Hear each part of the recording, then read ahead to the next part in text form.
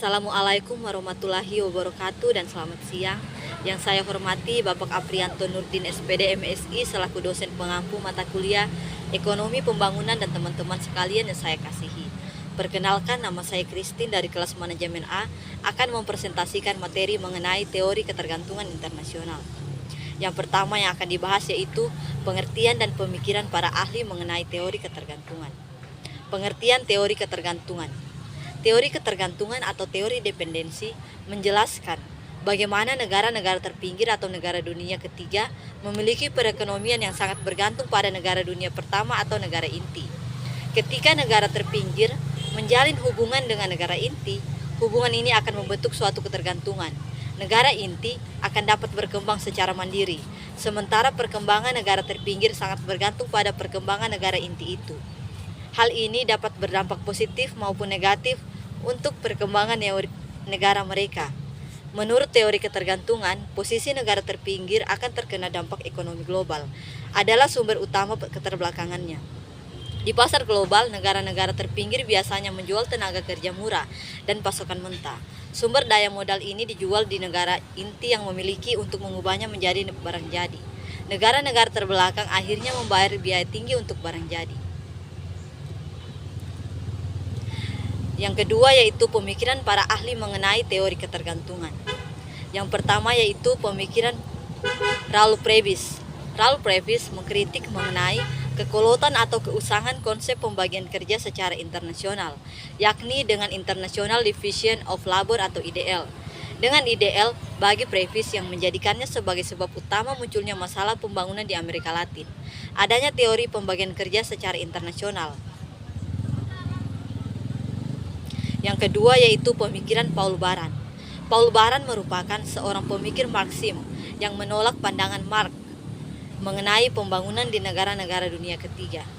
Marx berpendapat bahwa sentuhan negara-negara kapitalis maju kepada negara-negara prakapitalis yang terbelakang akan membangunkan negara-negara terakhir untuk berkembang seperti negara-negara kapitalis di Eropa. Yang kedua yaitu sejarah teori ketergantungan. Awal mula teori ketergantungan atau dependensi teori dikembangkan pada tahun 1950-an oleh Raul Previs, Direktur Ekonomi Commission for Latin America atau ECLA.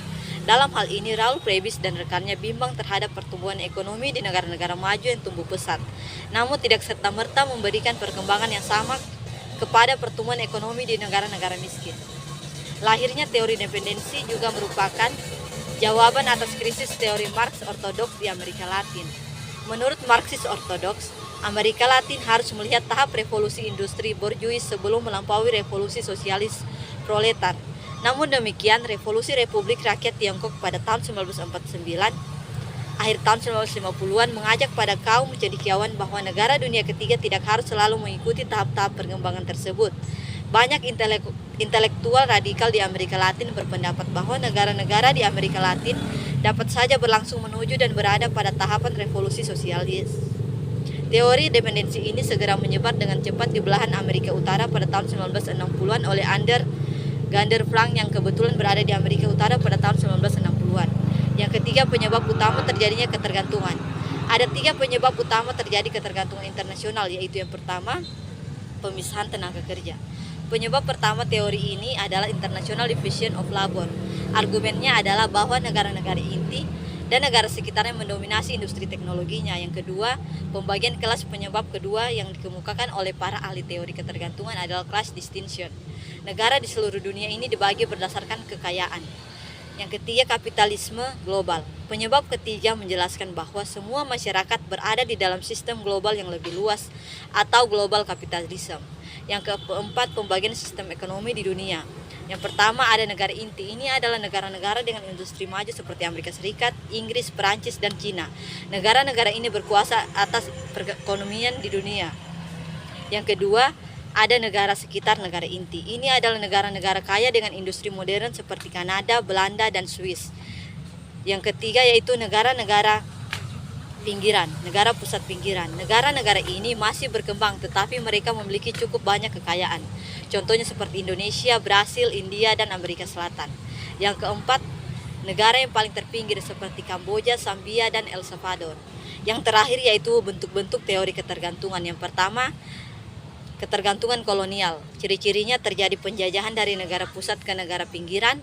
Kegiatan ekonominya adalah ekspor barang-barang yang dibutuhkan negara pusat. Hubungan penjajah, penduduk sekitar bersifat eksploitatif negara pusat. Para penjajah memonopoli tanah, pertambangan, dan tenaga kerja. Yang kedua yaitu ketergantungan finansial. Negara pinggiran secara politis merdeka tetapi kenyataannya masih dikuasai oleh kekuatan-kekuatan finansial dari negara pusat. Seperti pada ketergantungan kolonial, negara pinggiran masih mengekspor bahan mentah bagi kebutuhan industri negara pusat. Negara pusat menanamkan modalnya pada pengusaha lokal di negara pinggiran untuk menghasilkan bahan baku tersebut. Yang ketiga, ketergantungan teknologis industri. Bentuk ketergantungan baru, kegiatan ekonomi di negara pinggiran tidak lagi berupa ekspor bahan mentah untuk negara pusat. Perusahaan multinasional mulai menanamkan modalnya di negara-negara pinggiran dengan tujuan untuk kepentingan negara pinggiran. Demikianlah yang dapat saya sampaikan, kurang lebihnya mohon dimaafkan. Wassalamualaikum warahmatullahi wabarakatuh dan selamat siang.